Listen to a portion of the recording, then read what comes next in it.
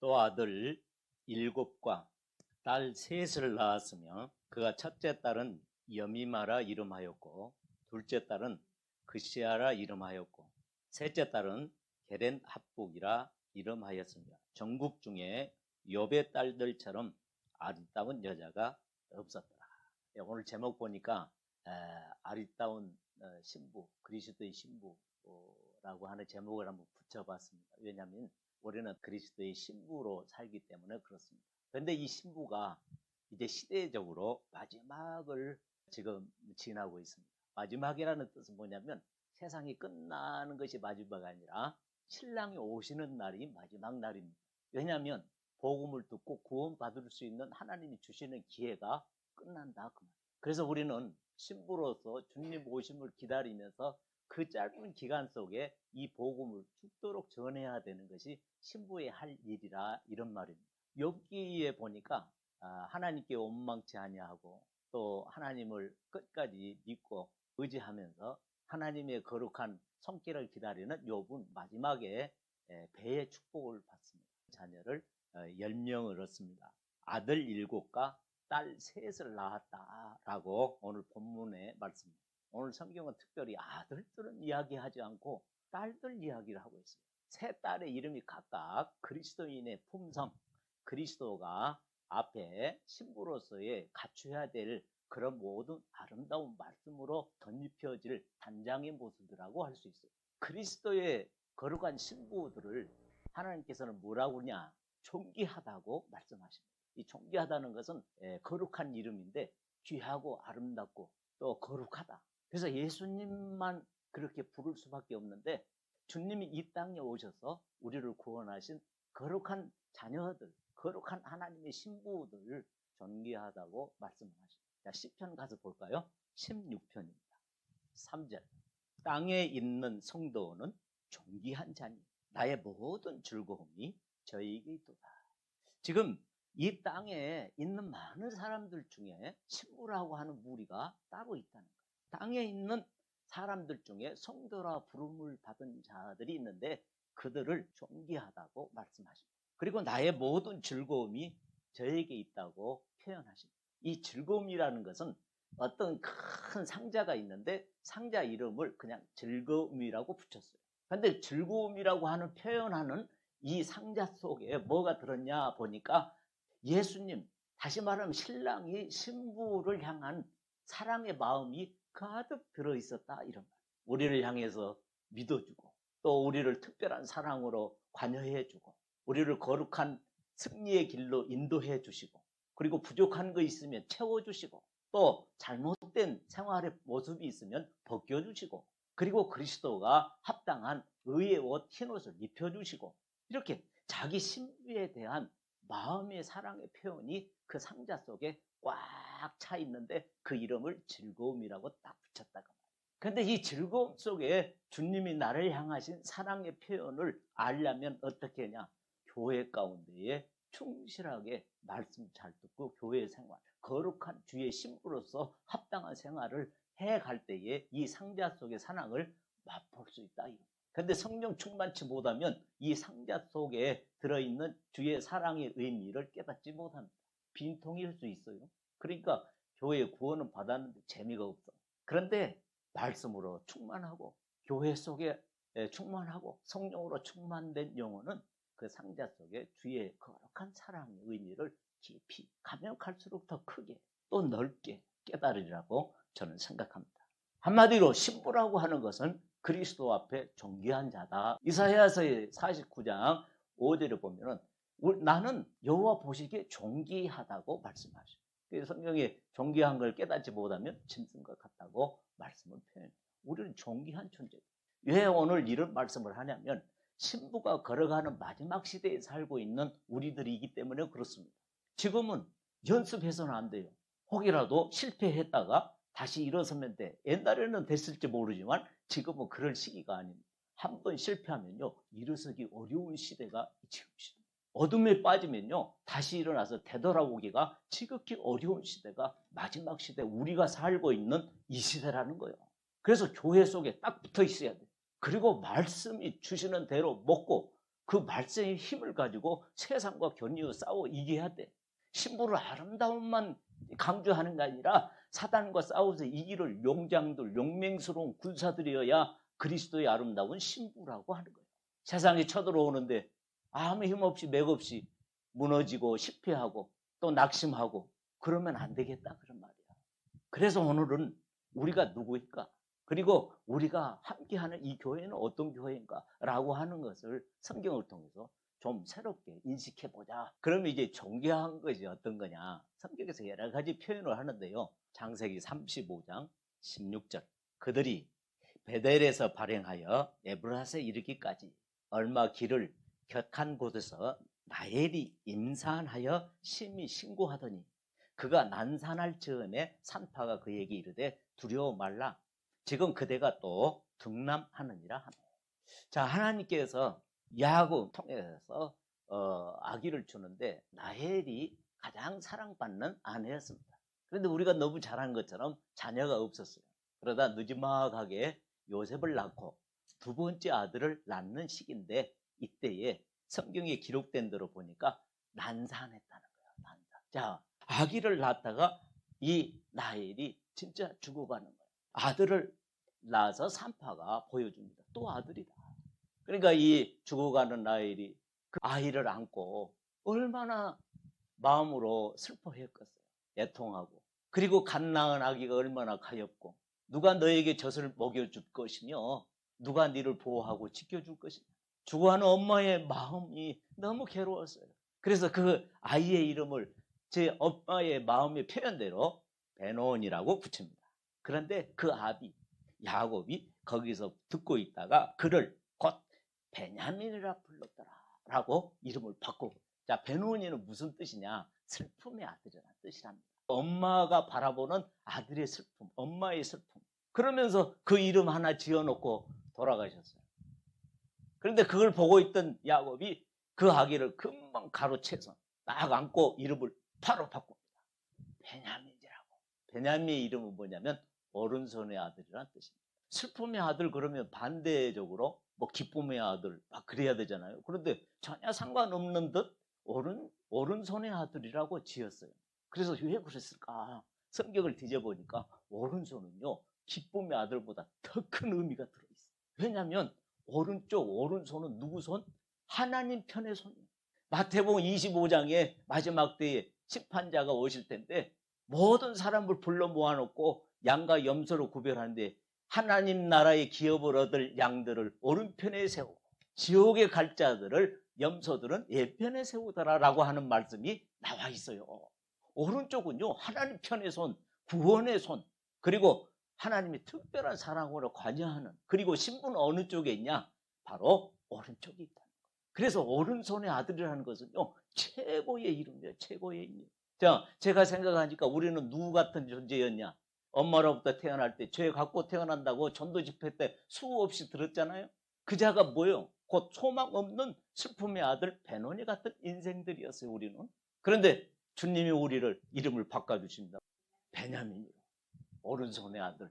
그 오른손의 아들은 하나님의 거룩한 손이라는 거예요. 이스라엘 백성이 실패하고 넘어졌을 때 하나님께서는 그들을 오른손으로 잡아 일으키시고 라고 하는, 왼손을 쓰지 않아요.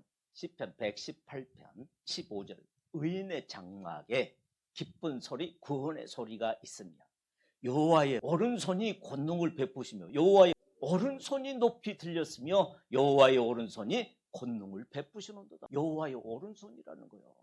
구별된 손, 거룩한 손, 하나님 나라 편의 손. 오른손의 아들이라는 것은 보통 이름이 아니라는 거예요. 여러분들은 적어도 누구요? 오른손의 아들들이라는 거예요. 그래서 하나님은 우리를 뭐라고 하냐? 존귀하다고 하셔요. 땅에 있는 성도는 존귀한 자니 나의 모든 즐거움이 너에게 있다고 말씀을 하십니다. 왜냐하면 오른손으로 이름을 바꿔버렸어요. 의의 이름으로. 하나님 앞에 오른손의 아들 베냐민 같은 것은 아름다운 신부를 칭할 때에 말합니다. 그 자가 누구라고? 오늘 누구라고? 나라니까. 전성교회 저와 함께 교제하고 있는 우리 모든 형제 자매인들이 바로 그런 존재들이다. 우리가 베노니 같은 인생이 베냐민으로 구원받은 거룩한 자녀로 이 땅의 성도의 존귀한 자가 되어 그리스도의 신부로 살게 하신 것은, 여러분이 구원받고 존귀한 것은, 교회 속에 딱 갖다 놓은 것은 하나님의 뜻인 것을 분명히 아시죠. 그런데 이것이 뭐냐? 하나님의 거룩한 복음의 역사라는 거예요. 이방에 있는 우리가 구원을 받아서 하나님 나라의 장자의 자리에 앉히는 것은 하나님의 절대적 특권 속에서 허락하신 하나님의 은총이라는 거예요. 하나님 우리를 존귀한 자로 보시고 사랑의 대상, 우리를 향해서 기뻐하고 우리를 위해서 만족해 하시는 주님의 깊은 뜻이 들어있다 그거예요. 자, 그렇다면 이렇게 존귀한 자를 하나님은 어떻게 관리하시냐? 가장 아름답고 가장 자기의 보물 1호로 삼는 자가 누구냐? 바로 우리들이라는 거예요. 사랑하는 우리들을 어떻게 관리하시냐? 아무렇게나 내버려 두지 않습니다. 눈동자처럼 지켜보고 눈동자처럼 따라다니면서 보호하시는 거 아십니까? 구약시대에 하나님이 자기 보물을 두는 방법과 신약시대에 두는 방법이 달라요. 여호와 하나님이 동방에덴에 동산을 창설하시고 그 지으신 보물 1호 사람을 거기에 어떻게 하셨다고? 두셨다. 두셨다는 것은 뭐냐면 나만 알도록 두었다 이런 뜻이에요. 그런데 신약시대에는 그러지 않습니다. 맡겨두신 거. 자, 누가복음 10장입니다. 예수께서 대답하여 가라사대 어떤 사람이 예루살렘에서 여리고로 내려가다가 강도 만남에 강도들이 그 옷을 벗기고 때려 겁안 죽을 것을 버리고 갔더라. 그런데 이 자를 도울 자는 누구냐? 예수님밖에 없다는 거예요. 이 말씀을 예수님이 친히 하셔요. 그 앞에 제사장이 지나가고 레위인도 지나가. 그런데 그들은 그 사람을 고쳐줄 수 있는 능력이 없어. 다시 말하면요, 이런 겁니다. 불쌍히 여길 능력이 없는 거예요. 왜? 불쌍히 여기는 자격이 있는 분은요, 불쌍한 자를 불쌍하지 않도록 해줄 수 있는 능력이 있는 사람. 죄인을 만나면 죄인을 불쌍하게 여길 수 있는 자격이 있는 사람은 죄인을 의인 만들 수 있는 분이 자격이 있다는 거예요. 그러면 이 세상 만상에 사람의 모습 가운데에 우리를 죄인에서 의인 되게 할 수 있는 능력이 있는 분 예수님 한 분밖에 없다는 거예요. 그 예수님은 누구냐? 사마리아인이라는 거예요. 33절 보겠습니다. 어떤 사마리아인은 여행하는 중 거기 이르러 그를 보고 불쌍히 여겨. 예수님만 불쌍히 여길 수 있는 자격이 있어요. 왜? 불쌍하지 않도록 해줄 수 있는 능력이 있기 때문에. 우리는 세상 사람들을 불쌍히 여길 수 있는 능력이 있어요. 왜? 복음을 지고 있기 때문에. 우리를 만나면 살아날 수 있습니다. 우리 교회에 오면 살아날 수 있습니다. 여러분을 만나면 지옥 갈 자가 천국 갈 수 있습니다. 그래서 불쌍히 여기는 사마리아인은 그를 고쳐주어서 주막에 갖다 줬다는 거예요. 주막이 어디냐면 교회를 말합니다. 교회. 오늘 중요한 게 두었다는 것과 맡겼다는 의미가 커요. 오늘은 이튿날 데나리온 2를 내어 주막 주인에게 주며 가로되 이 사람을 교회에다가 부탁하는 거예요. 돌보아 주라는 거예요. 교회에다가 예수님이 자기 사랑 1호, 다시 말하면 신부를 맡기면서 뭘 부탁하냐? 교회야 돌보아 줘 내 신부를. 구약 시대는 두었지만은 신약에 와서는 맡겨놓고 하늘로 올리고 가셨다 이런 말이야. 올라가신 예수님은 누구에게 관심을 늘 쏟고 있을까? 신부를 향해서 마음을 띈 적이 없어. 사랑하는 신부를 머리 마음속에 잊은 적이 없어. 보고 싶고 만나고 싶고 어떻게 지내고 있을까 궁금하고. 이게 사랑의 표현인 거예요. 예수님이 자기 신부를 맡겨두셨다는 거예요. 교회에다가 맡겨두셨어요. 그럼 교회는 그 신부에게 뭐 해주라는 거예요? 돌보아 주라고. 교회는 뭐 하러 오는 거예요? 돌봄을 받으러 왔다는 거예요. 하나님 나라에 들어가서 살아야 될 합당한 모든 것을 입혀주고 알려주고 덧입혀주면서 말씀의 양식을 먹여주는 것이 교회라는 거예요. 교회는 뭐 하는 곳? 돌봐주는 곳이요. 교회를 떠나서는 돌봄을 받을 수 없다. 마지막 시대의 신부들은 교회를 떠나면 꽝이에요. 구원 하나가 나를 대표할 수는 없어요. 합당한 구원은 교회 속에 있을 때의 구원이라고 말하는 거예요. 구원은요, 영혼 속죄 입는 그것을 받는 순간에 내가 뭐가 되냐? 교회가 되는 거예요. 교회와 나 구원을 분리해 놓으면 큰일 나. 그것은 반쪽짜리에 불과합니다. 잘못 알고 있는 거예요. 교회는 나를 돌봐주는 거예요. 그러면 교회에 어떻게? 주님이 교회에 맡겨놓는데 맡겨놨다는 뜻은 뭐냐면 심어주었다는 뜻이에요. 골로새서 2장 6절 말씀. 그러므로 너희가 그리스도 예수를 주로 받았으니 구원을 받았다 이런 뜻이죠. 그 안에서 행해라. 주 안에서 행해라. 주 안이 뭐냐? 교회 안이라는 뜻이요. 곧 그리스도가 교회라. 교회의 머리 대신 그리스도, 우리는 그의 지체라. 그렇게 말씀하고 있는 거예요. 그 안이라는 것은 교회 안에 합당한 생활을 할 때에 봉사와 교제와 모임 속에 빠짐없이 가고, 영계의 양식을 주일, 수요일 또 교제 속에서 늘 우리가 취해 갈 때에 영적 성장이 올바로 또 아름답게 성장이 되어진다. 교회 속에 어떻게 하냐? 이렇게 7절 말씀, 그 안에 뿌리를 박으며. 어디 안에? 교회 안에 뿌리를 박으며. 인간들은 속성은요, 잠깐 왔다 가려고 하는 마음이 많이 다분히 깔려 있어. 사람 모르게 잠깐 왔다 가야지. 뿌리 내린 것과 잠깐 왔다 가는 것은 어떻게 다르냐? 주인과 손님이라는 뜻입니다. 교회 속에 손님이 있어요. 손님은 어떤 거냐? 손님은 가야 돼. 교회 속에 주인이 돼야 돼. 주인은 뿌리를 박으며 어떻게 한마로 때려 박아야 돼. 내 속성이 말 안 들으면 억지로라도 교회 속에 갖다 놔야 돼. 이게 내가 살아난 방법이요. 그게 끝까지 견디는 거야. 주인은 나가면 어떻게 해야 돼? 100% 와야 된다니까. 주인은요, 교회를 책임집니다. 교회 속에 어떤 일이 있으면 한 마음으로 같이 고통하고 같이 즐거워하고 마음을 쓰고 그러면서 도움이 되기 위해서 서로 노력하는 것이 하나님의 거룩한 교회 속에 그리스도의 지체들의 모습이라는 거예요. 적어도 여러분은 그리스도, 만왕의 왕이신 예수 그리스도가 사람의 모습으로 이 땅에 오셨는데, 내 생명을 너희들의 모든 사람의 내 목숨을 많은 사람들의 대성물로 주려 함이니라라고 하는 주님이 오신 목적을 이루기 위한 우리들이라고요. 그래서 우리들이 주님을 나의 주인으로 교회의 머리로 삼고 살고 있는 우리들이 최선을 다해서 함께 노력하고 힘을 함께 쓰는 게 중요하지 않겠어요? 뿌리를 내리는데 어떻게 내리냐? 교회에다가 뿌리를 내려야 되냐? 시편 1편 가서 봅시다. 저는 시냇가에 심은 나무가 시절을 쫓아 과실을 맺으며 그 잎사귀가 마르지 아니한 같으니. 시절을 쫓아 과실을 맺는 것 중요한데 더 먼저 중요한 게 뭐냐? 이파리가 마르지 않는 이파리가 마르지 않다는 것은 뿌리가 정상적으로 내렸다는 뜻이야. 뿌리가 내려서 이파리가 청청하고 마르지 않는 상태는 뭘 기대할 수 있어? 열매. 예수님 우리를 이 땅에 교회 속에 뿌리를 내리고 심어 놓으셨는데 뭘 기대하냐? 우리를 향해서 열매를 기대하죠. 영원 구원입니다. 하나님이 사람의 모습으로 이 땅에 오시는 한 가지 목적이 있는데 영원 구원입니다. 나를 구원하셔서 나로 하여금 영원 구원의 열매를 맺기를 간절히 소망하시는 것이 나의 주 대신 예수 그리스도의 소망이에요.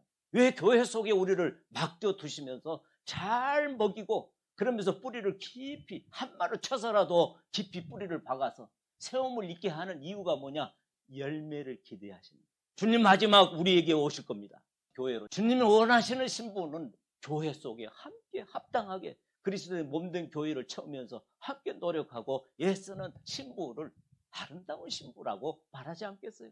그 신부를 데리러 오신다는 거예요. 이 땅에는 주님과 함께 거하는 거 거처라고 그래요. 에덴 동산이 거처라면 거처가 땅으로 내려가고 지성소 나를 위하여 지어줘라고 말씀하셔서 성소와 지성소로 분리하셔서 지성소에 하나님이 현현하시고, 그리고 신약시대에는 우리 영혼 구원받은 새로 깨끗한 심령을 가진 우리의 마음이 거쳐요, 거쳐. 그래서 예수님이 바리새인과 이야기하다가 뭐라고 하셨냐? 새나 짐승들이 살 자기 집이 다 있는데 나는 머리 둘 곳이 없다고 말씀하셔요. 그것이 뭐냐면 영원한 속죄를 입고 구원받은 백성들이 없다고 말이에요. 그런데 우리의 적어도 구원받은 우리 마음은 누가 사실 수 있는 거처가 되는 거예요? 바로 예수님의 거처가 되는 거 아십니까? 그래서 예수님은 내가 하나님 아버지에게 가서 너희가 있을 고초를 준비하면, 예비되면 내가 다시 와서 너희들을 데리고 주님이 원하시는 곳으로, 하나님이 원하시는 거처로 옮겨갈 거예요. 그것이 영원한 하나님 나라예요. 마지막 목표가 뭐냐? 거처로 옮겨가는 거예요. 어디로? 영원한 하나님 나라이다. 나의 신랑과 신부가 함께 살기 위해서. 요한계시록 21장입니다. 또 내가 보매 거룩한 성 새 예루살렘이 하나님께로부터 하늘에서 내려오니 그 예비한 것이 신부가 남편을 위하여 단장한 것 같더라. 귀한 존재를 거룩한 구별된 교회 속에 갔다가 탁 놨다 그 말. 그러면서 찾으러 어디로 오신다고? 교회로 오십니다. 욥기서 42장에 14절 보면은 세 딸 이름이 나와요. 그 딸 첫째는 여미마라, 비둘기라는 거예요. 비둘기 눈처럼 아름다운데 순결하고 사랑하고 또 오직 신랑만 위해서 정절을 지키는 그런 의미요. 그 마음이 세 딸 중에 하나님이 마지막 때에 축복을 주셨는데 그 딸 세 딸을 다 낳더니 그래서 이 딸만큼 이 세상에 아름다운 딸이 없었더라라고 해요. 예수님의 신부가 가장 아름다워. 그런데 어떤 여미마 같은 신부라고 마음이 말씀으로 탄장되어져서 신부로서 오직 주만을 생각하며 오직 교회만을 생각하며 오직 사랑하는 형제 자매를 위해서 끝까지 승리하는 자, 이 여미마라는 거예요. 적어도. 두 번째는 그시아야. 그시아는 하나님 앞에 제사 드릴 때에 드려지는 향을 말하는데요. 그래서 우리는 적어도 하나님을 경외하고 살아가는 믿음의 사람, 거룩한 하나님의 행실로 부족 없는 그시아 같은 인생을 아름다운 신부로 살아간다 그 말이에요. 세 번째로 게렛 합북이라는 거야. 그건 뭐냐면은 우리 눈을 그리는 화장품의 뿌리라는 거야. 하나님 앞에 신부로서 아름답게 단장하라 그 말이야. 그런데 눈만 그리지 말고 마음으로 또 하나님을 향한 그런 마음, 또 겉으로도 모든 맵시가 걸음걸이도 함부로 탁탁 말하는 것도 함부로 하지 말고 모든 부분이 그리스도의 신부답게 정갈하게 예쁘게, 이것이 그리스도의 신부라니까 그것을 뭐라고 하냐, 아리따운 그리스도의 신부로 교회 속에서 단장함을 다 입고 주님 앞에 섰을 때 부끄럼 없이 당당하게 서는 우리 정선 교회 형제 자매님들 다 되기를 바랍니다.